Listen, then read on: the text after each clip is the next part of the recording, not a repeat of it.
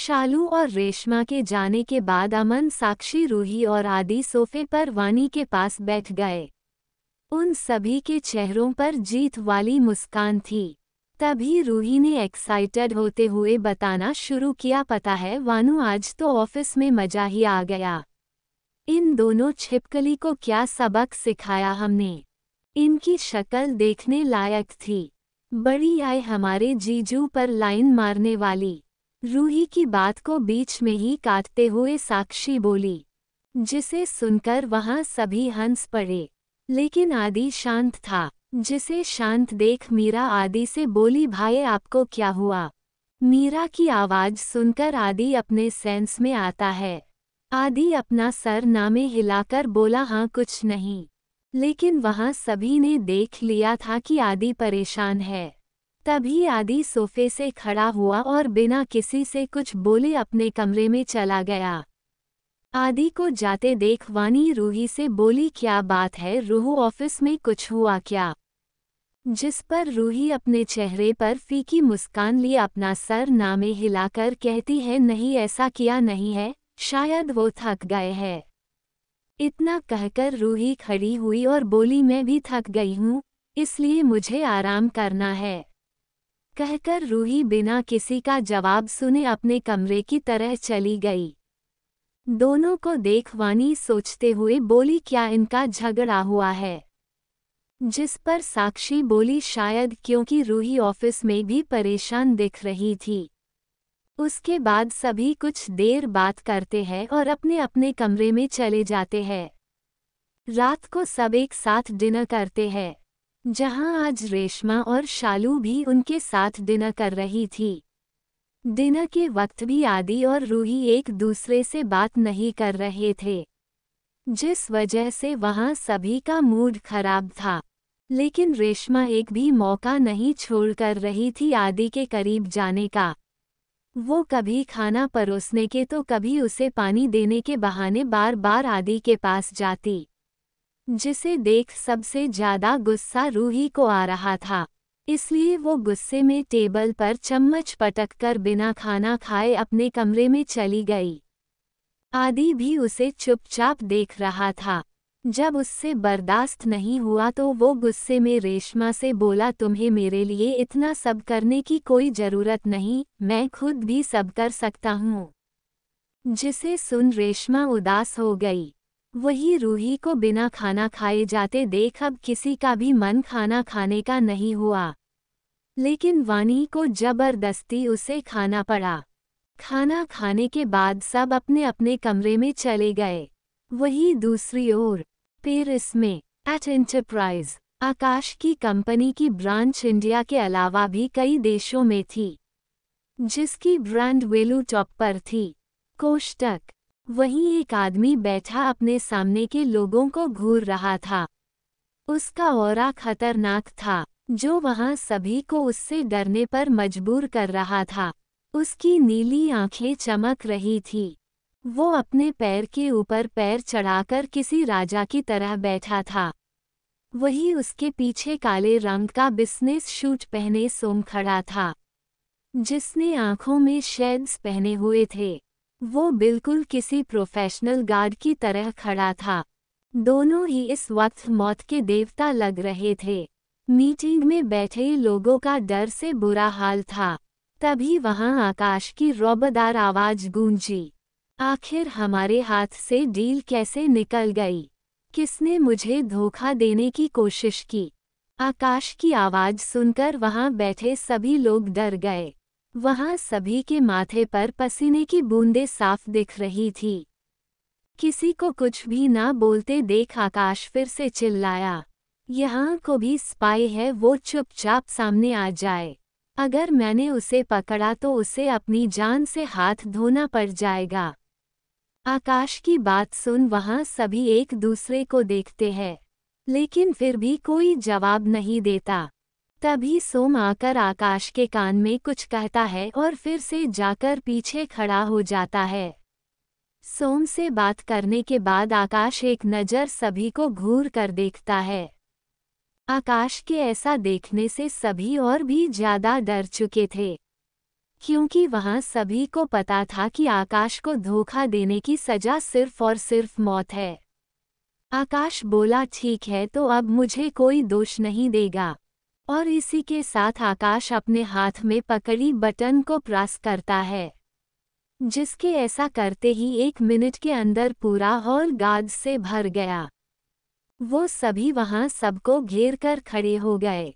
सभी के सभी हटते कटते पहलवान थे। तभी आकाश फिर से बोला, मैं आखिरी बार बोल रहा हूँ, चुपचाप सामने आ जाओ, वरना। आकाश ने इतना कहा ही था कि उसके सामने बैठे लोगों में से एक आदमी जिसकी उम्र 30 साल थी, वो डरते हुए खड़ा हो गया, जिसे देख आकाश के चेहरे पर ईवल स्माइल आ गई। तभी आकाश ने अपनी आंखों से कुछ इशारा किया, जिसके करते ही कुछ गार्ड्स उस आदमी को पकड़ लेते हैं, जिससे डरकर वो आकाश से माफ़ी मांगने लगता है। पीपी प्लीज समूह मुझे माफ़ कर दीजिए, मैं आगे से ऐसा कहीं नहीं करूँगा। जिस पर आकाश गुस्से में कहता है, आकाश रघुवंशी कभी किसी को गलती करने का दूसरा मौका नहीं देता। उसके इतना कहते ही वहां गोली चलने की आवाज़ आती है, जिसे सुन वहां सभी की हालत और भी ज़्यादा खराब हो चुकी थी। सब इसी आदमी की तरफ देखने लगते हैं, जिसने आकाश को धोखा दिया था। उसके हाथ में गोली लगी थी और उसे खुद आकाश ने चलाई थी। वही उस आदमी की दर्द भरी चीख पूरे कमरे में गूंजने लगी। तभी आकाश बोला, इसकी ले जाकर अच्छे से खातिरदारी करो, ताकि वो सबके लिए सबक बन जाए और फिर कोई भी मुझसे गद्दारी करने के बारे में 1000 बार सोचे। आकाश के कहते ही गार्ड उसे लेकर चले गए। अब वहां सबके चेहरे पर शांत और डर के भाव थे, जिन्हें देख आकाश मुस्कुराया, लेकिन उसकी मुस्कान खतरनाक थी, जिसे देख सभी अंदर तक कांप गए। वही आकाश वहां से उठकर चला गया।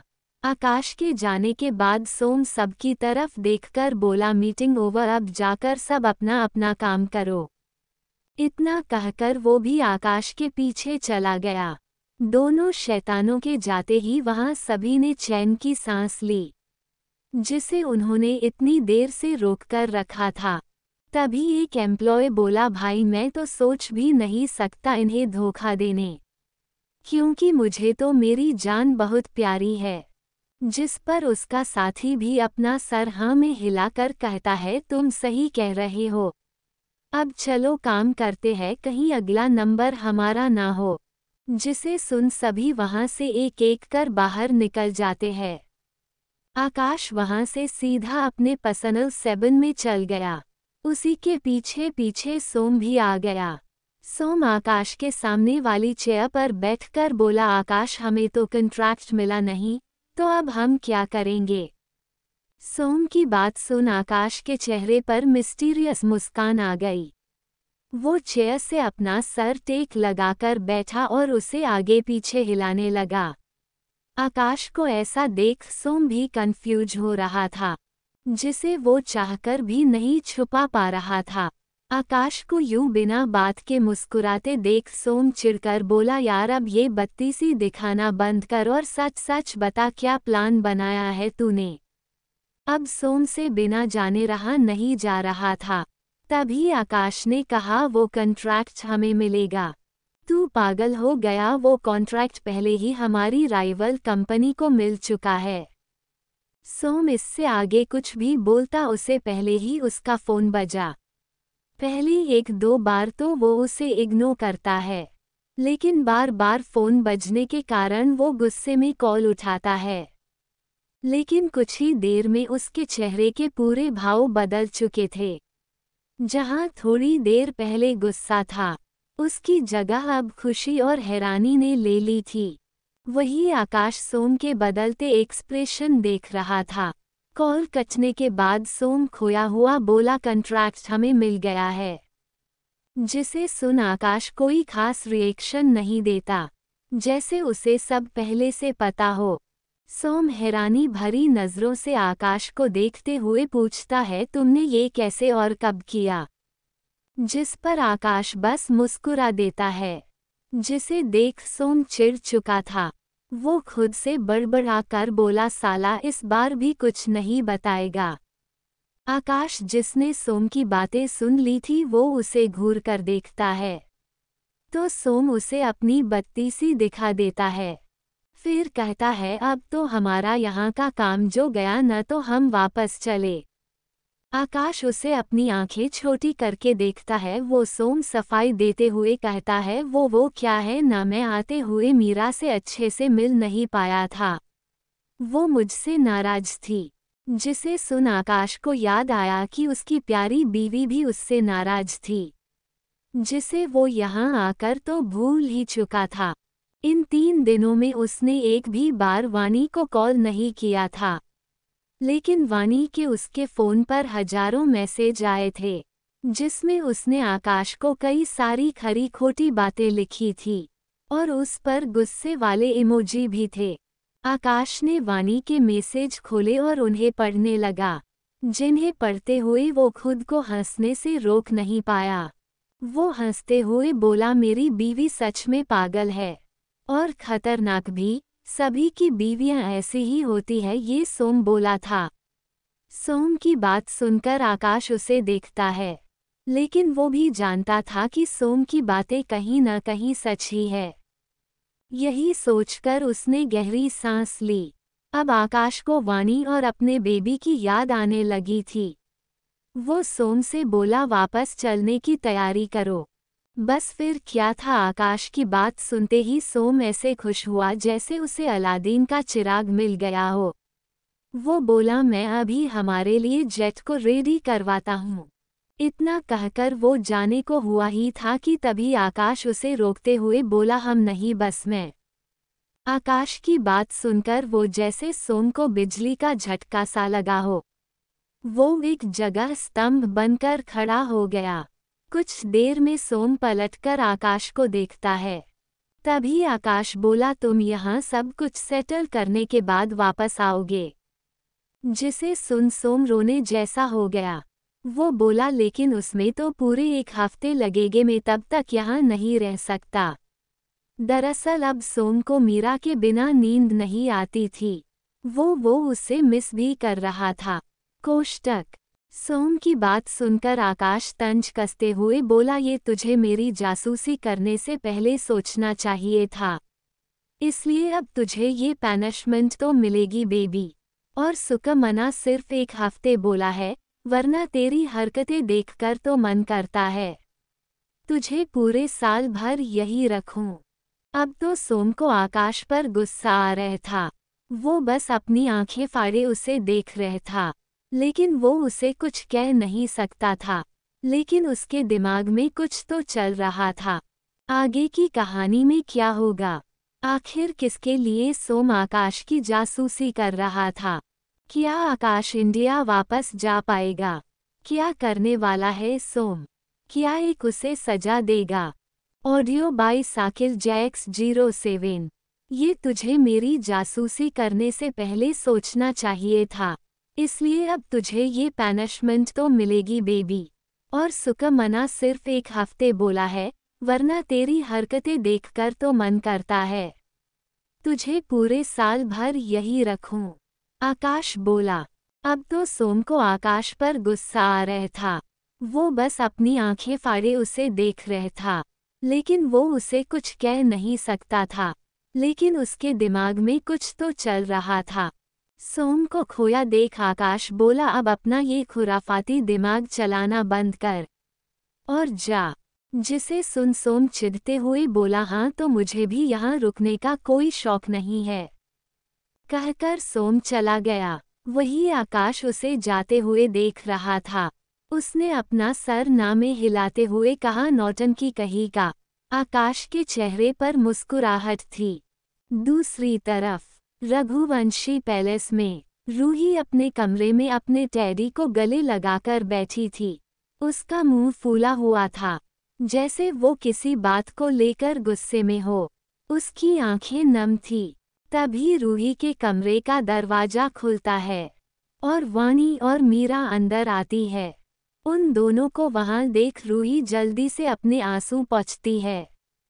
रूही अपने चेहरे पर नकली मुस्कुराहट लेकर कहती है, अरे तुम दोनों यहाँ, क्या कोई काम था?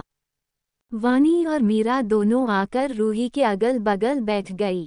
तभी वानी रूही के कंधे पर हाथ रख उससे परेशान होकर पूछती है, क्या हुआ रूही, किसी ने तुमसे कुछ कहा क्या? वानी की बात सुन रूही की आंखें दोबारा नम होने लगी, जिन्हें छिपाने के लिए रूही बेड से खड़ी होकर दूसरी तरह मुंह कर लेती है और कहती है, अरे तुम दोनों खामखा परेशान हो रही हो, ऐसा कुछ नहीं है। रूही फिर जल्दी से अपने आंसू पोंछकर दोनों की तरफ पलटकर अपने चेहरे पर हंसी ला कहती है, तुम्हें लगता है कोई मुझे परेशान कर सकता है? उल्टा मैं ही उसकी बैंड बजा दूं। रूही भले ही सब बोल रही थी लेकिन उसकी आंखें कुछ ही कह रही थी। तभी मीरा खड़ी होकर रूही के पास गई और इमोशनल होकर बोली, क्या अब हम इतने परे हो गए जो तू अपनी बातें तक हमसे छुपाने लगी? जिस पर रूही कुछ नहीं कहती। रूही को शांत देख वानी उसे समझाते हुए कहती है, अगर तुझे हमें नहीं बताना तो मत बता, लेकिन एक बात सुन ले, हम हमेशा तेरे साथ रहेंगे, फॉरएवर एंड एवर। वानी के इतना कहता ही रूही जल्दी से जाकर उसके गले लग गई। वानी भी उसके सर को सहलाने लगी। कुछ देर बाद जब वो शांत हुई तो वानी ने उसे बेड पर बैठाया और बोली, चल अब बता क्या हुआ। वानी की बात सुनकर पहले तो रूही उसे देखती है, फिर एक गहरी सांस लेकर वो कहना शुरू करती है, वो ऑफिस में मैंने आदि को उस मेकअप की दुकान के गले लगे देखा। जिसे सुन वानी लापरवाही से बोली, हाँ तो उसमें कौन सी बड़ी बात है?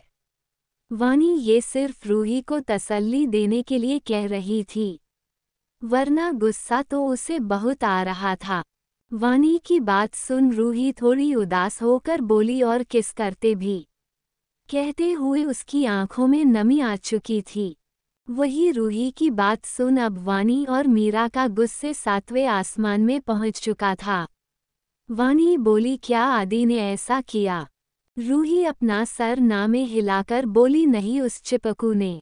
रूही रोनी सूरत बनाकर आगे बोली, लेकिन उन्हें तो उसे रोकना चाहिए था ना, वो बस स्टैच्यू बने खड़े रहे ठरकी कहीं के। अब वानी को पूरा माजरा समझ आ चुका था। वो बोली, तुमने इस बारे में आदि से बात की? हाँ, लेकिन उन्होंने ये बोलकर बात टाल दी कि वो बस उसकी दोस्त है। रूही ने कहा तो वानी का दिमाग खराब हो गया। तभी मीरा गुस्सा करते हुए बोली, आदि भाई ऐसा कैसे कर सकते हैं? मैं अभी जाकर उनसे बात करती हूँ। इतना कहकर मीरा वहां से जाने को हुई तो वानी ने उसका हाथ पकड़कर रोक लिया। वानी बोली, तुम उसकी चिंता मत करो, ये सब मैं अपने तरीके से हैंडल कर लूंगी, लेकिन उससे पहले उन्हें सबक सिखाना जरूरी हो गया है। ये कहते हुए वानी के चेहरे पर ईवल स्माइल आ गई। वही दूसरी तरफ अमन आदि के रूम में बैठा गहरी सोच में डूबा था। वही आदि अपने सर पर हाथ रखे सोफे पर लेटा था।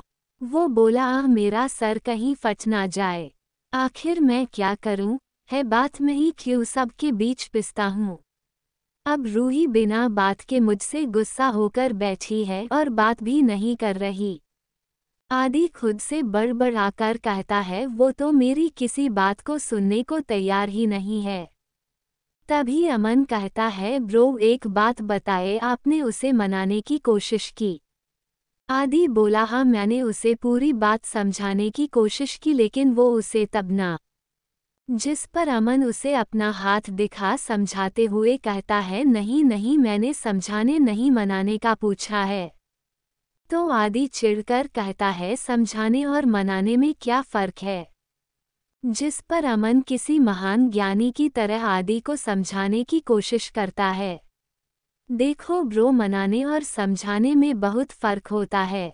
अब आप ही देख लो, आपने उसे समझाने की कोशिश की तो क्या वो समझी? तो आदि अपना सर ना में हिला देता है। जिस पर अमन फौरन से कहता है, यही तो, अगर आप उन्हें समझाने के बजाय मनाने की कोशिश करते तो शायद वो मान जाती। फिर उसके बाद आपको जो कहना था कह देते, वो भी बिंदास से। आदि को अमन के बातें कहीं न कहीं सही लग रही थी। वो सोचते हुए अपनी ठुड्डी पर हाथ फेरते हुए बोला, यार ये आइडिया मेरे दिमाग में पहले क्यों नहीं आया। जिस पर अमन अपनी काला स्टाइल से ऊपर करते हुए कहता है, क्योंकि आपके पास मेरे जितना दिमाग नहीं।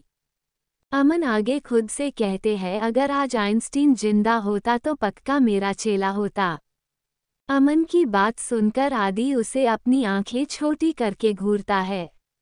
वो अमन से कहता है, अबे ओए अब ज्यादा हवा में मत उड़ वरना नीचे गिरते टाइम नहीं लगेगा। फिर मुझसे मत कहियो।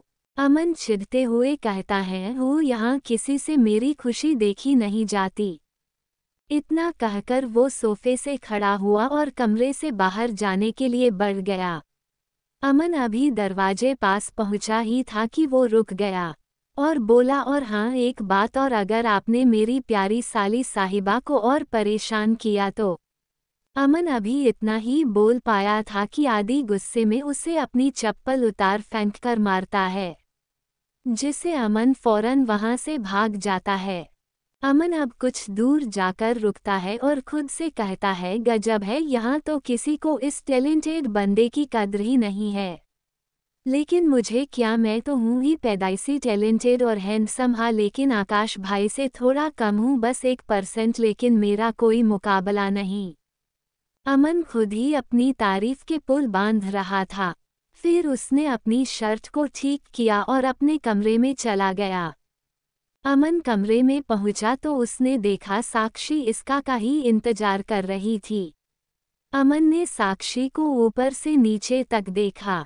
उसने इस वक्त रेड कलर की नाइटी पहन रखी थी, जो उसके थाई तक आती थी। उसमें उसकी कॉलर बोन साफ दिखाई दे रही थी। साक्षी इस वक्त कहर ढा रही थी। वो हॉट और सेक्सी लग रही थी, लेकिन इस वक्त उसके चेहरे पर परेशानी थी, जो शायद रूही को लेकर थी। इससे अनजान अमन साक्षी के साथ फ्लर्ट करते हुए कहता है, क्या बात है जानेमन, आज तो तुम कहर ढा रही हो। बिल्कुल पके हुए टमाटर की तरह, जी करता है कच्चा ही तुम्हें चबा जाऊं। कहते हुए अमन साक्षी की तरफ अपने कदम बढ़ा रहा था। वहीं साक्षी अमन की बात सुन थोड़ा चिढ़ते हुए बोली, आप ना ये अपनी बकवास बातें बंद करे, और क्या लगा रखा है टमाटर कच्चा चबा जाऊंगा। यहाँ साक्षी अमन पर गुस्सा हो रही थी, वही अमन मुस्कुराते हुए उसकी तरफ बढ़ रहा था। उसे अपनी बीवी गुस्सा करते हुए और ज्यादा क्यूट लगती थी। साक्षी अभी बोल ही रही थी कि तभी अमन आकर उसे कमर से पकड़कर अपने आप से सटा लेता है। इतना होते ही साक्षी की बोलती तो जैसे बंद हो चुकी थी। वो हैरानी भरी आंखों से अमन को देख रही थी। तभी अमन मुस्कुराते हुए बोला, अब बोलो ना जानेमन, मुझे तुम्हारा डांटना अच्छा लगता है, और डांटो ना मुझे। अमन की बात सुनकर साक्षी अपने होश में आई। साक्षी के हाथ इस वक्त अमन के सीने पर थे, जो महसूस होते ही साक्षी जल्दी से उससे अपना हाथ हटाती है। वो हकलाते कहती है, वो मैं। साक्षी को हकलाते देख अमन के चेहरे की मुस्कान और बड़ी हो गई। वो बोला, क्या वो मैं लगा रखा है कहते हुए वो साक्षी के होठों पर अपनी उंगली फिरा रहा था। साक्षी तो कुछ बोल भी नहीं पा रही थी। उसकी सांसें उसके हलक में अटकी हुई थी। शर्म से उसका चेहरा टमाटर सा लाल हो गया था। दरअसल भले ही साक्षी अमन से हर चीज में जात जाए, इंक्लूडिंग लड़ाई में भी, लेकिन रोमांस और फ्लर्ट करने के मामले में अमन ही उससे आगे रहता था। वही साक्षी उसके आगे शर्म से पानी पानी हो जाती थी। साक्षी इससे पहले कुछ कह पाती, अमन ने अपने गरम होठ साक्षी के ठंडे होठों पर रख दिए, जिसके ऐसा करते ही साक्षी की आंखें बंद हो गई और उसके हाथ अपने आप अमन की गर्दन के पीछे चले गए और अमन के बालों को सहलाने लगे। वहीं अमन का एक हाथ साक्षी की गर्दन के पीछे तो उसका दूसरा हाथ साक्षी की कमर और पीठ को सहला रहा था। दोनों ही एक दूसरे को शिद्दत से चूम रहे थे। दोनों एक दूसरे को किस करने में इतना खो चुके थे कि उन्हें पता ही नहीं चला कि वो कब बेड पर आ गए। अमन साक्षी के ऊपर था। लगभग 25 मिनट तक एक दूसरे को किस करने के बाद जब साक्षी को सांसें लेने में तकलीफ हुई तब जाकर अमन उसके होठों को आज़ाद करता है। वहीं दोनों लंबी लंबी सांसें ले रहे थे। अभी साक्षी कुछ हद तक नॉर्मल हुई कि उससे पहले ही अमन साक्षी के कॉलर बोन पर अपने होठ रख देता है, जिसके ऐसा करते ही उसके मुंह से आह निकल गई। वो साक्षी को किस के साथ बाइट भी कर रहा था। उसने किस करते हुए ही साक्षी की नाइटी की स्लीव्स अपने मुंह से नीचे खिसका दी और इसे शिद्दत से किस करने लगा। कुछ देर में दोनों ही बिना कपड़ों के थे। वही अमन साक्षी के पेट को चूम रहा था। वो उसकी बेली के चारों तरफ अपनी जीभ घुमाता है, जिससे साक्षी की मौन भरी आह निकल गई। अब दोनों ही एक दूसरे को पाने के लिए बेताब हो चुके थे। अब अमन उठकर साक्षी के ऊपर आया और उसकी चेस्ट को किस कर उसके होठों की तरफ बढ़ गया। अमन का एक हाथ अब साक्षी के ब्रेस्ट पर था, जिसे वो धीमे धीमे मसल रहा था। वही साक्षी उसके नीचे बिन पानी की मछली जैसे तड़प रही थी, जिसे देख अमन साक्षी के माथे में किस करता है, फिर उसके होठों पर अपने होठ रख उसके अंदर एंटर होता है। वही साक्षी के मुंह से दर्द भरी आह निकल जाती है, जो उसके मुंह में ही दब कर रह गई। इसी के साथ अमन उसके साथ इंटीमेट होने लगा। अब पूरे कमरे में दोनों के प्यार करने की आवाज़ साफ गूंज रही थी। तभी अमन, जो साक्षी के साथ इंटीमेट हो रहा था, वो कराहते हुए बोला, अब इस बार मैं पापा बनकर ही रहूंगा।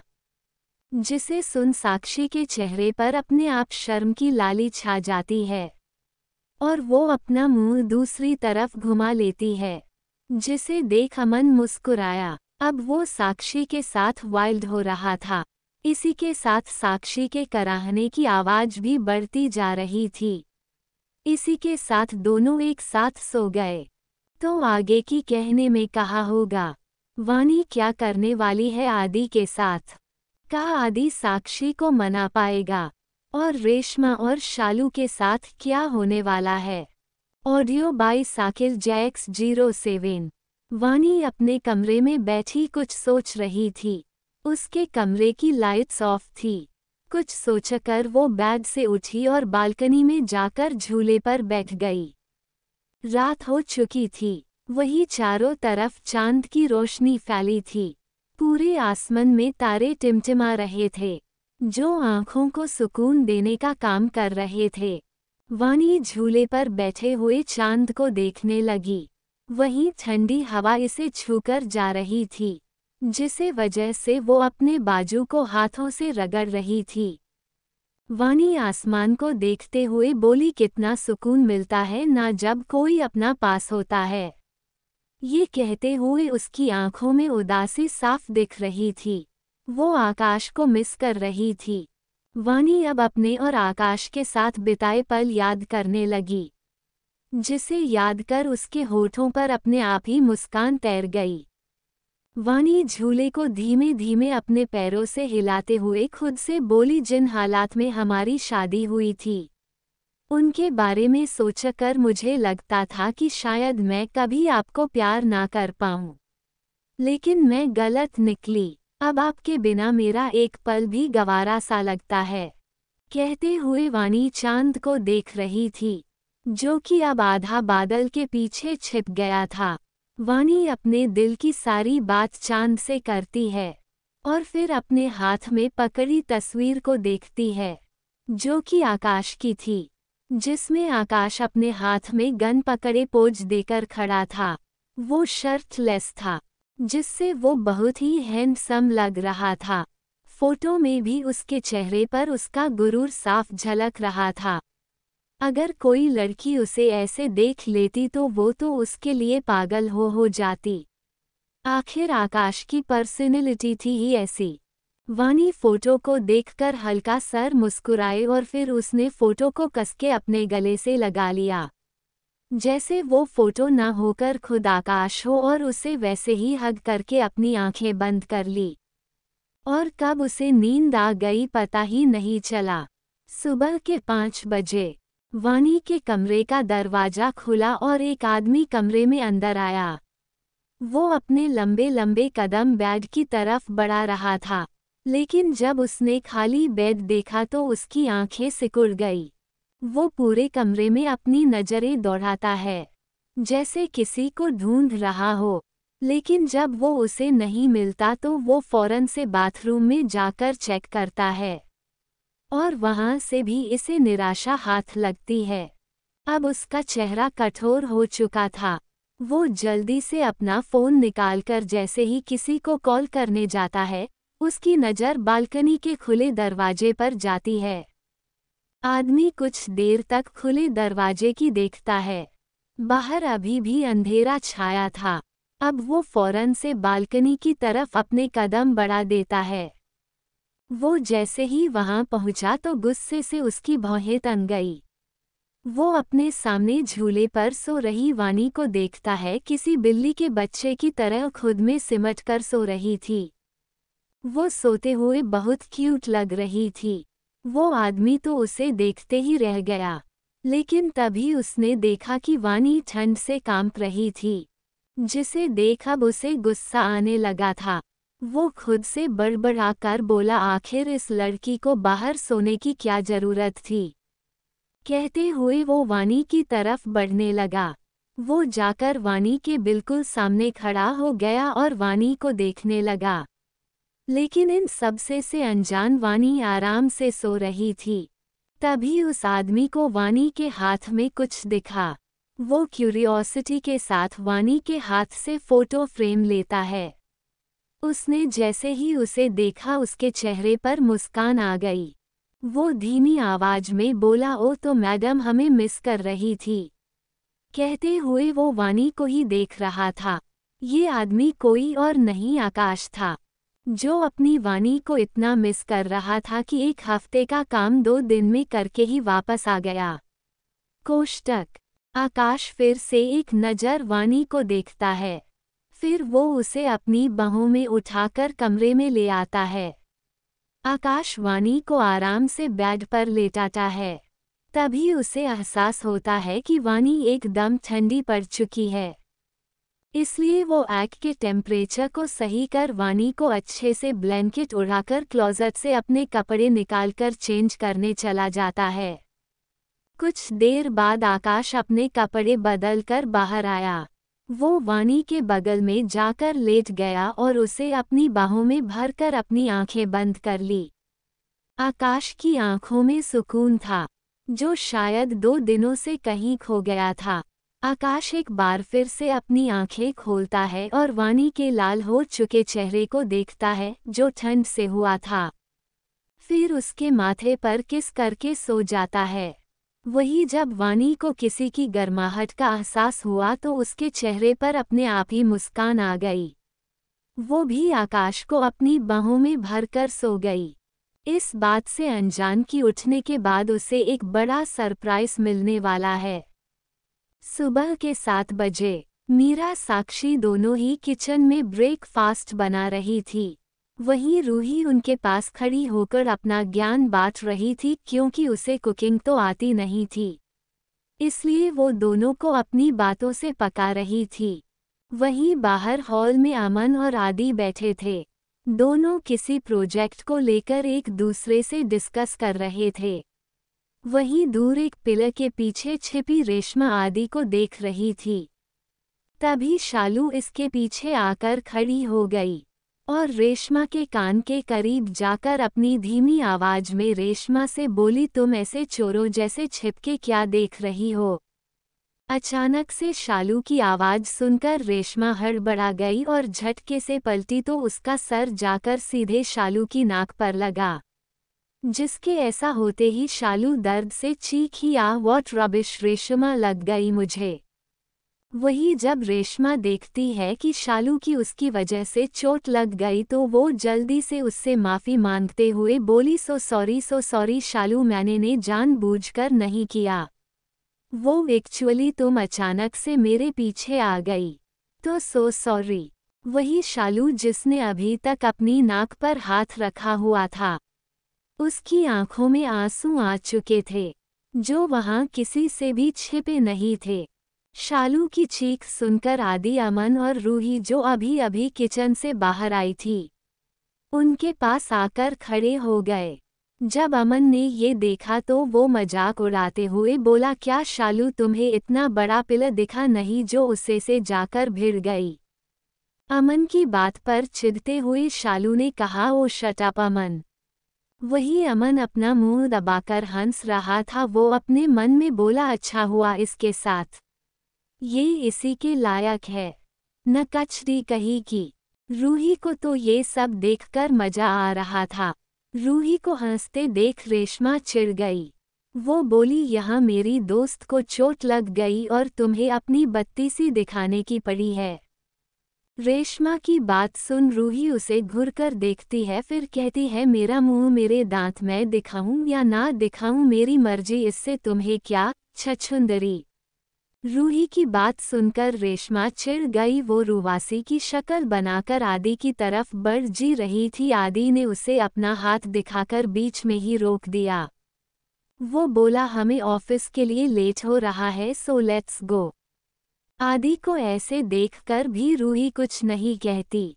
सब नाश्ता कर रहे थे। तभी सबका ध्यान वानी की सीट पर गया जो खाली थी। तभी साक्षी परेशान होकर बोली, ये वानू को क्या हुआ? वो अब तक नाश्ता करने क्यों नहीं आई? तभी रूही बीच में ही कहती है, कहीं उसकी तबीयत खराब तो नहीं। रूही की बात सुनकर 1 मिनट के लिए सभी घबरा जाते हैं, सिवाय शालू के। तभी सब अपना अपना नाश्ता छोड़कर खड़े हुए और वानी के कमरे की तरफ एक साथ बढ़ गए, क्योंकि उन्हें लग रहा था कि वानी अभी भी कमरे में अकेली थी। तभी मीरा वानी की फिक्र करते हुए बोली, मैं जाकर वानी को देखकर आती हूँ।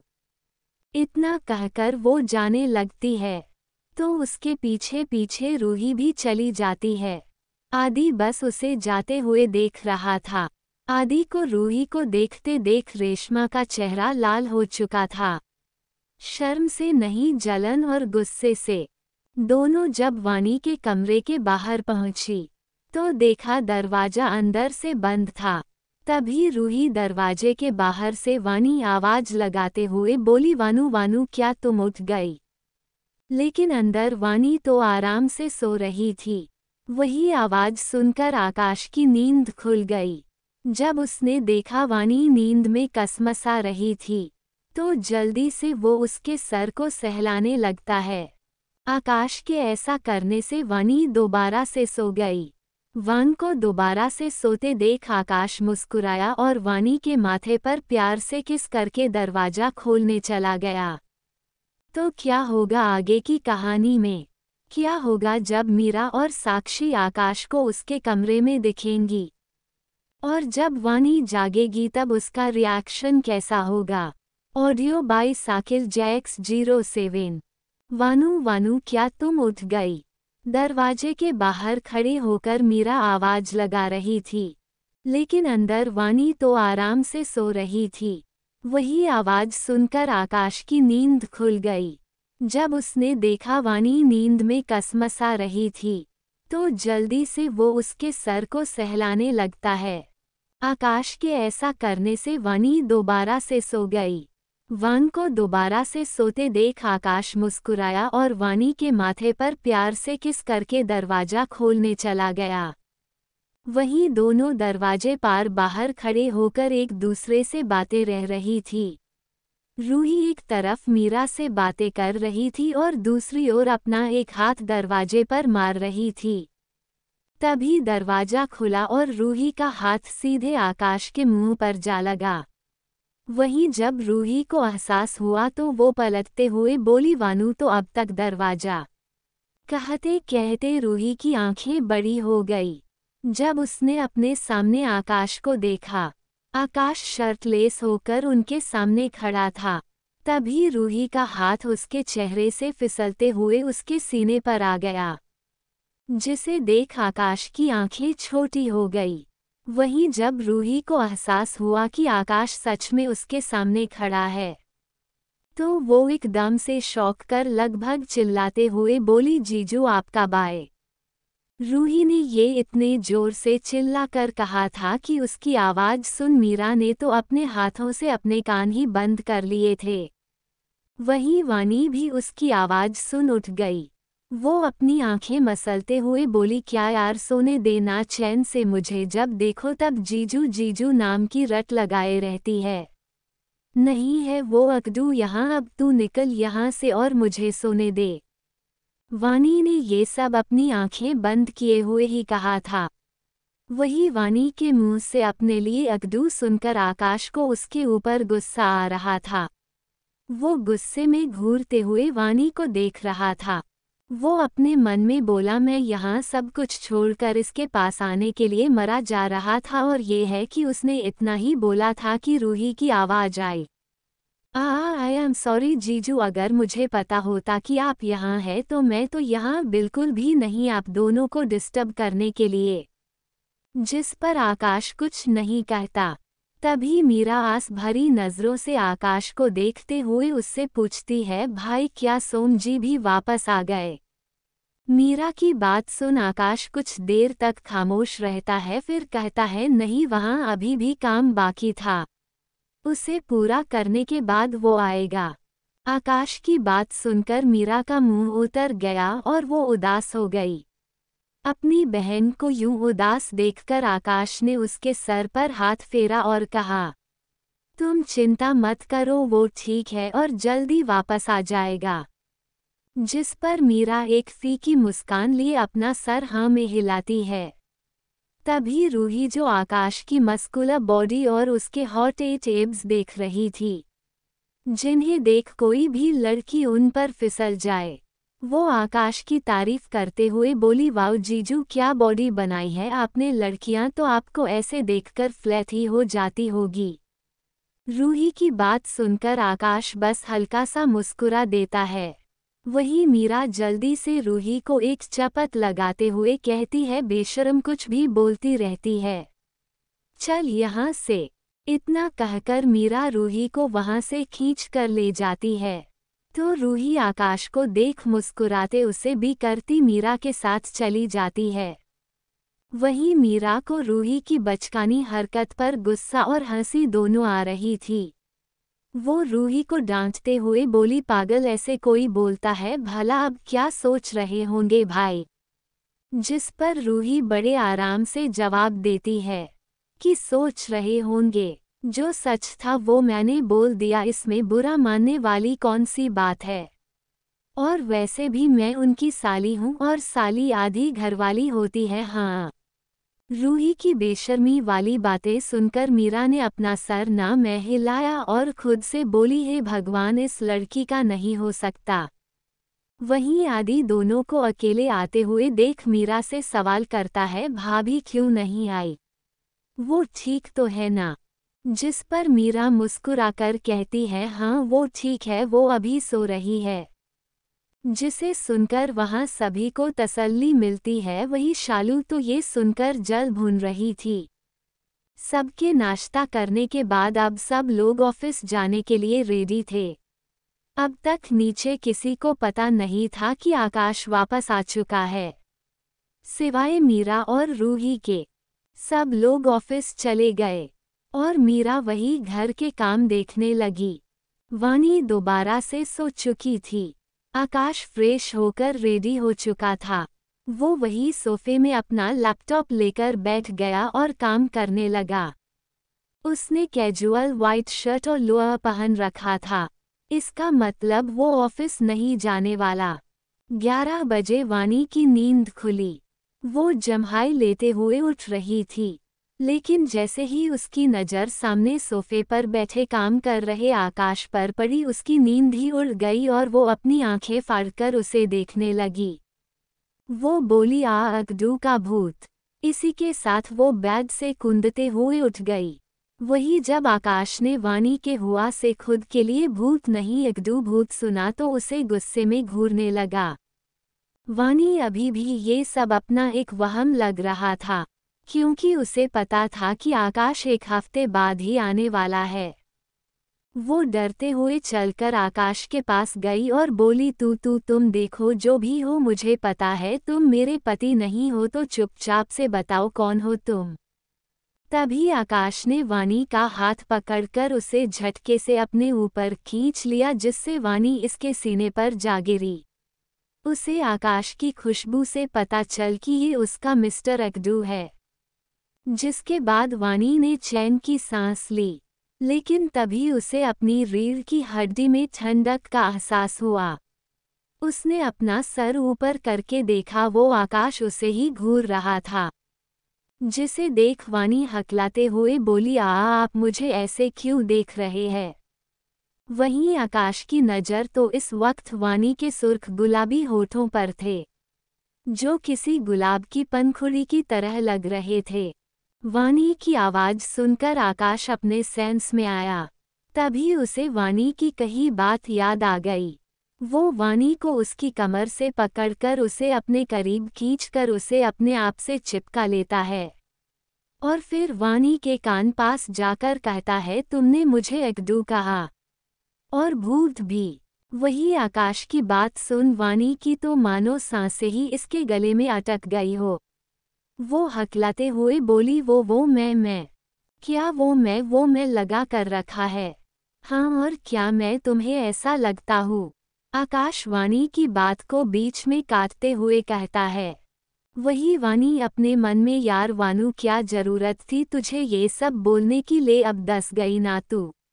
अब कैसे बचूं मैं इनसे? वानी को खोया देख आकाश उसकी कमर पर हाथ फिराते हुए बोला, बीवी, मैंने तुमसे कुछ पूछा है।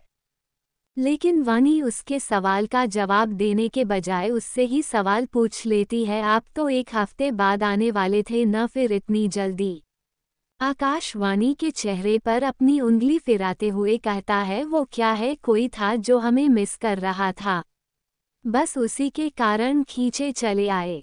आकाश की बात सुनकर वानी शर्माने लगी। आकाश उसके ऊपर झुकता है और उसके होठ पर अपने होठ रखकर उसे किस करने लगता है।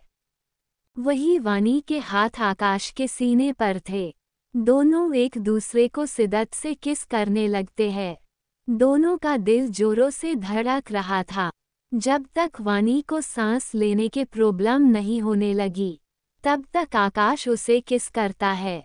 किस करने के बाद आकाश वानी से अलग हुआ और उसके बालों को अपने हाथ से सही करते हुए कहता है, जाओ जाकर नहा लो, उसके बाद कुछ खा लेना।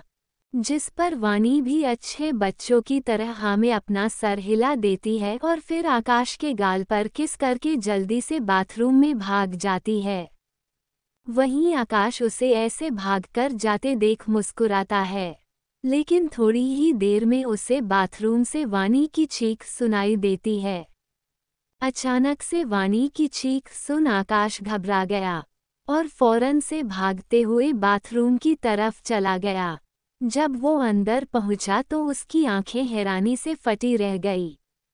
दूसरी ओर ऑफिस में सब लोग ऑफिस पहुंच चुके थे और अपने अपने काम पर लग गए। आदि के केबिन में आदि अपनी डेस्क पर बैठा था और फाइल चेक कर रहा था, लेकिन उसकी नज़र बार बार थोड़ी दूर पर बैठी रूही पर जा रही थी, जो किसी फाइल को पढ़ रही थी। रूही का मुंह अभी भी फूला हुआ था, जिससे वो आदि को और भी ज्यादा क्यूट लग रही थी। आदि चोर नजरों से रूही को देख रहा था। इसे देखते हुए वो अपने मन में बोला, यार कब तक तुम मुझसे ऐसे ही नजर रहोगी? अब तुम्हारी ये नाराजगी मुझसे बर्दाश्त नहीं होती, लेकिन तुम्हें मैं मनाऊं कैसे? आखिर तुम हिटलर जो ठहरी। आदि अभी ये सब सोच ही रहा था कि तभी उसके दिमाग में एक आइडिया आया। उसके चेहरे पर चमक साफ देखी जा सकती थी। आदि ने जल्दी से अपना फोन निकाला और उसमें कुछ करने लगा। थोड़ी देर बाद अपने चेहरे की मुस्कान लिए रूही को देखा, फिर अपने एक्सप्रेशन छुपाकर रूही से थोड़ी कड़क आवाज में बोला, आज एक क्लाइंट के साथ हमारी मीटिंग है, इसलिए तुम वहां मेरे साथ चलोगी। रूही पहले तो उसे घूरती है, फिर कहती है मुझे तुम्हारे साथ कहीं नहीं जाना।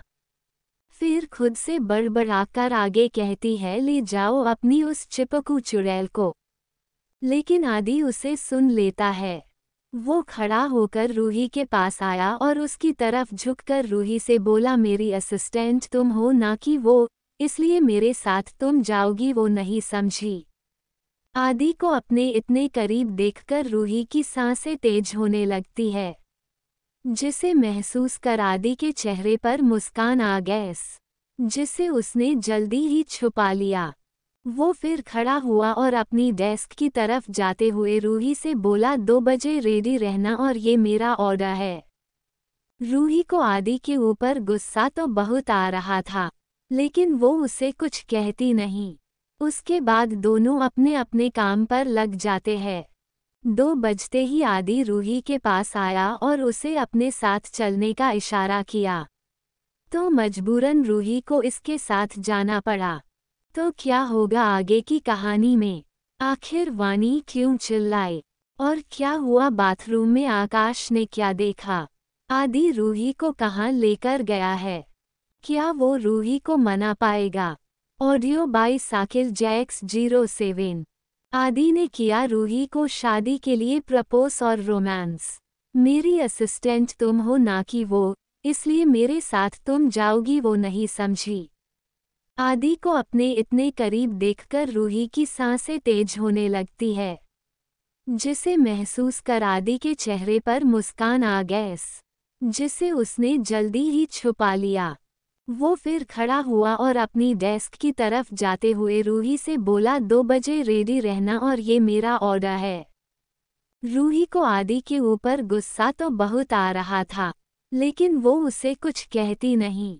उसके बाद दोनों अपने अपने काम पर लग जाते हैं। 2 बजते ही आदि रूही के पास आया और उसे अपने साथ चलने का इशारा किया, तो मजबूरन रूही को इसके साथ जाना पड़ा। रूही गुस्से में आदि के पीछे चल रही थी। वही उसके चल रहे आदि के चेहरे पर ना जाने वाली मुस्कान थी, जिसे रूही के अलावा वहां काम कर रहा हर एक स्टाफ देख पा रहा था। लेकिन किसी की कुछ भी कहने की हिम्मत नहीं हुई। दूसरी ओर आकाश अपनी आंखें फाड़े वानी को देख रहा था, क्योंकि वो इस वक्त सिर्फ एक वाइट टॉवल में लिपटी खड़ी थी। उसके ऊपर पानी की बूंदें थी। वो हॉट लग रही थी। आकाश तो बस उसे देखता रह गया। वो जितनी बार अपनी बीवी को देखता था उतनी बार ही वो अपने होश खोने लगता था। आकाश को खड़े देखकर वानी फिर से चिल्लाए आ और सीधे जाकर आकाश से चिपक कर खड़ी हो गई। वानी के ऐसे करते ही आकाश का दिल मानो बाहर निकलकर आने को हो गया था। आकाश का दिल बुलेट ट्रेन की स्पीड से धड़क रहा था। जब वानी ने देखा कि आकाश कोई रिएक्ट नहीं कर रहा था, तो वो अपना ऊपर उठाकर आकाश को देखती है और कहती है प्लीज उसे भगा दीजिए, मुझे बहुत डर लग रहा है। वानी की आवाज सुनकर आकाश अपने होश में आता है। वो वानी को कंफ्यूज नजरों से देखते हुए बोला किससे और कौन है यहाँ? वानी डरते हुए दीवार की तरफ उंगली पॉइंट करती है। आकाश भी उसी तरफ देखता है, जहां देखते ही उसकी आंखें छोटी हो गई। वो वानी को घूर कर देखते हुए बोला तुम उस छोटी सी छिपकली से डर रही हो? आकाश वानी के इस रूप को देखकर हैरान था। आकाश अपने मन में बोला गजब, जिस लड़की को मौत से तक डर नहीं लगता, वो एक छिपकली से डर रही है। वाह! आकाश को शांत खड़े देख वानी उसे हिलाते हुए बोली आप यहाँ खड़े खड़े क्या देख रहे हैं? जाकर भगाए ना उसे। आकाश वानी को उसकी कमर से पकड़कर उसके ऊपर झुकते हुए कहता है सच्ची में तुम्हें छिपकली से डर लगता है? आकाश को अभी भी उसकी बात पर भरोसा नहीं हो रहा था। तभी वानी ने चिढ़ते हुए कहा अब क्या, जब आपको स्टाम्प पेपर में लिख कर देंगे तब मानेंगे हमारी बात? वानी की बात सुन आकाश चिढ़ गया। वो वानी को खुद से दूर करके जहां छिपकली थी वहां गया और फिर उसे भगा दिया। छिपकली के वहां से जाते ही वानी ने अपने सीने पर हाथ रख के चैन की सांस ली। आकाश जो उसे ही देख रहा था।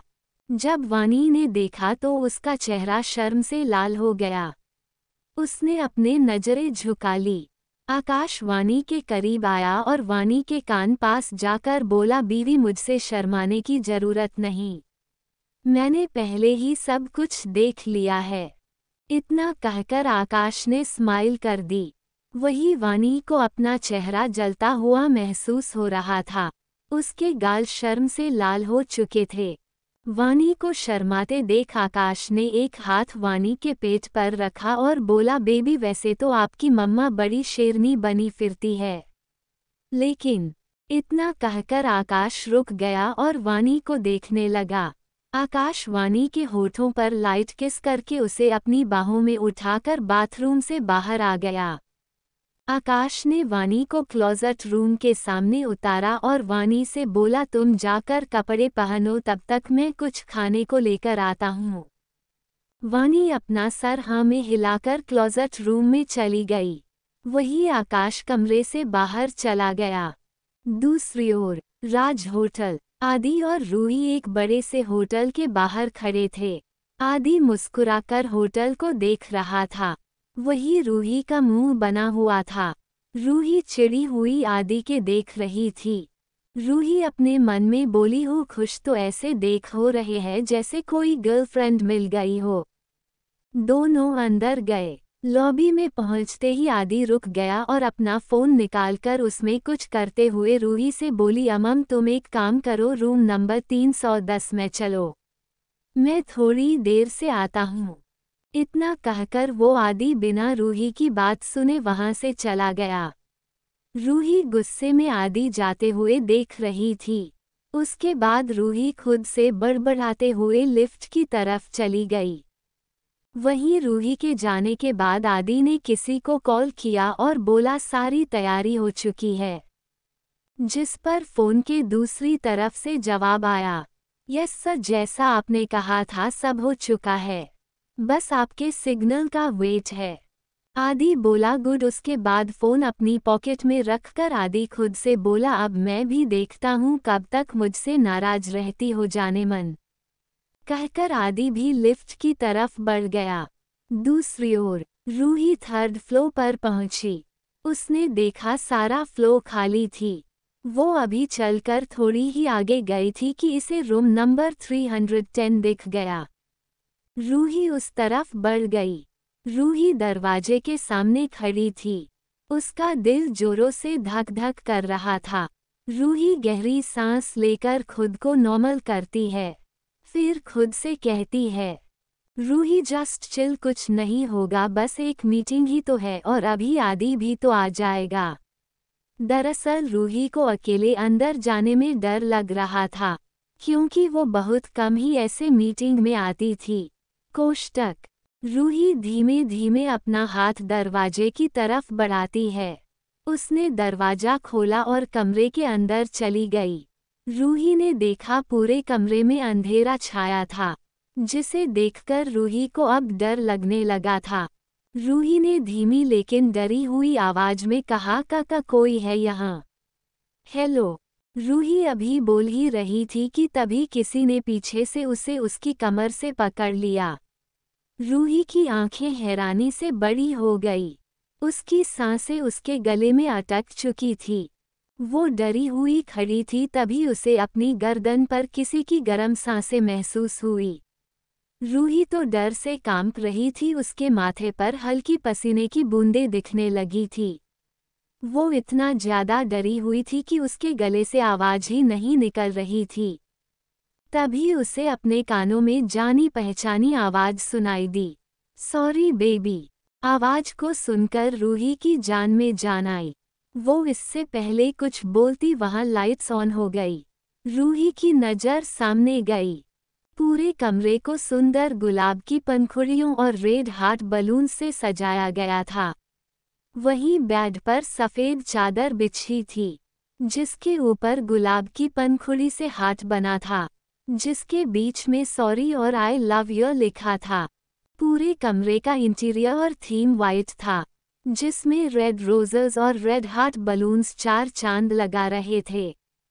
रूही अभी ये सब देख रही थी कि तभी उसके पीछे खड़ा आदि रूही को पलटकर उसे अपनी तरफ घुमाता है।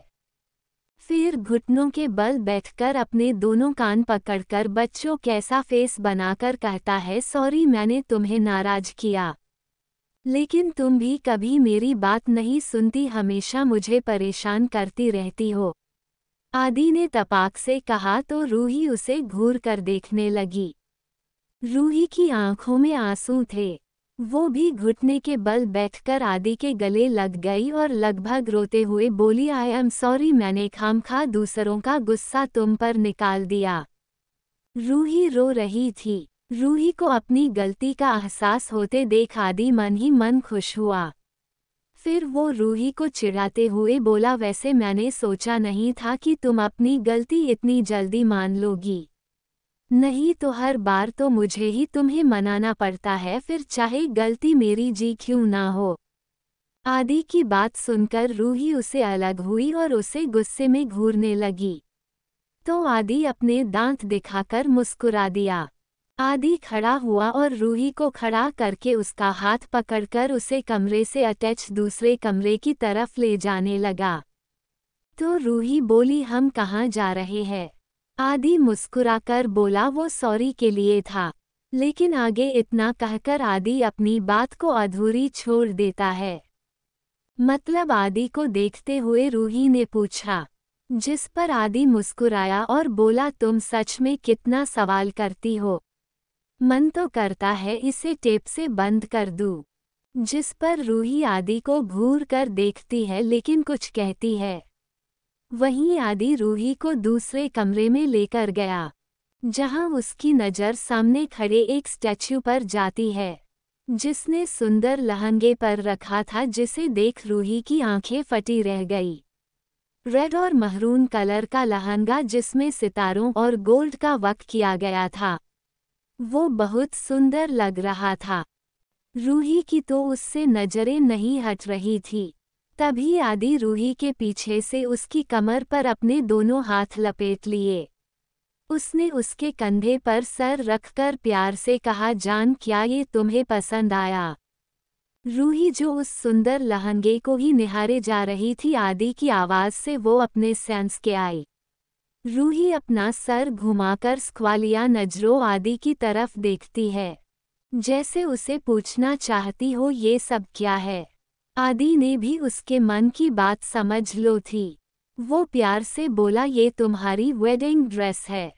जिसे सुनकर रूही नासमझी से उसे देखने लगी। आदि रूही को ऐसे देख उसकी नाक को पकड़ उसे हिलाते हुए बोला, तुम ना बिल्कुल डफर ही रहोगी। जिसे सुनकर रूही चिढ़ गई और बोली, आप जलेबी की तरह बातें घूमना बंद करो और हम शादी कर रहे हैं। रूही की बात के पूरा होने से पहले ही आदि बोल पड़ा। अब तो रूही के जैसे होश ही उड़ चुके थे। उसे अपने कानों पर भरोसा नहीं हो रहा था। उसे ये सब बस एक सपना लग रहा था।